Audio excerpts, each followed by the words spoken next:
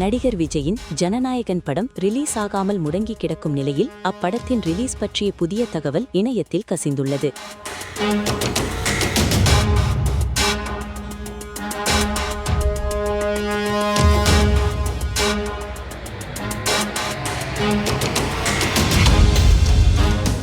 அதை பற்றி இந்த தொகுப்பில் பார்க்கலாம்.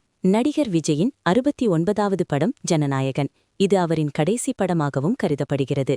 இப்படத்தோடு சினிமாவை விட்டு விலகிய விஜய் தற்போது தீவிர அரசியலில் ஈடுபட்டுள்ளார். அவர் தொடங்கிய தமிழக வெற்றிக் கழகம் கட்சி இந்த ஆண்டு நடைபெறவுள்ள சட்டமன்ற தேர்தலில் போட்டியிட ஆயத்தமாகி வருகிறது. தேர்தல் நெருங்குவதால் பிரச்சாரத்தை விரைவில் தொடங்க இருக்கிறார் விஜய். விஜயின் அரசியல் என்ட்ரியால் அவரின் கடைசி படமான ஜனநாயகன் ரிலீஸ் ஆகாமல் முடங்கிப் போயுள்ளது. அப்படத்திற்கு சென்சார் சான்றிதழ் கிடைக்காததால் ரிலீஸ் செய்யப்படவில்லை.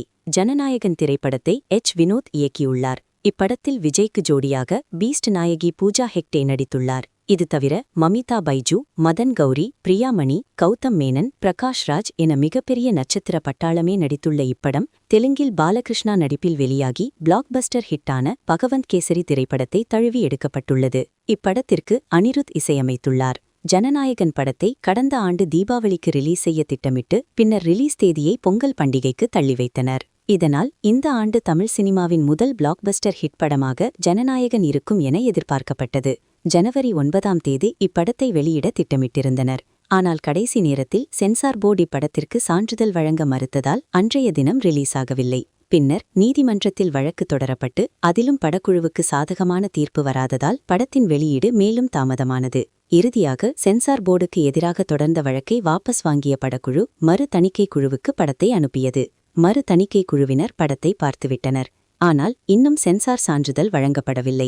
இனி சென்சார் கிடைத்தாலும் தேர்தல் நடத்தை விதிகள் அமலில் இருப்பதால் ஜனநாயகன் படம் எலெக்ஷனுக்கு பின்னர்தான் வெளியிட முடியும். இதனால் எலெக்ஷன் முடிந்து ஜூன் மாதம் விஜயின் பிறந்த நாளுக்கு ஜனநாயகன் ரிலீஸ் ஆகும் என எதிர்பார்க்கப்பட்டது. அந்த சமயத்தில் ரஜினியின் ஜெயிலர் 2 படத்தையும் வெளியிட திட்டமிட்டுள்ளனர். இதனால் விஜய் வர்சஸ் ரஜினி மோதலாக அமையும் என கருதப்பட்டது. ஆனால் தற்போது திடீர் ட்விஸ்டாக ஜனநாயகன் படத்தை ஜூலை மாதத்திற்கு தள்ளி வைத்துள்ளனர். OTT மற்றும் தியேட்டர் டீல் ரத்து செய்யப்பட்டதால் அதை மீண்டும் விற்பனை செய்ய கால அவகாசம் தேவைப்படுவதால் ரிலீஸ் தேதியை தள்ளி வைத்துள்ளதாக கூறப்படுகிறது.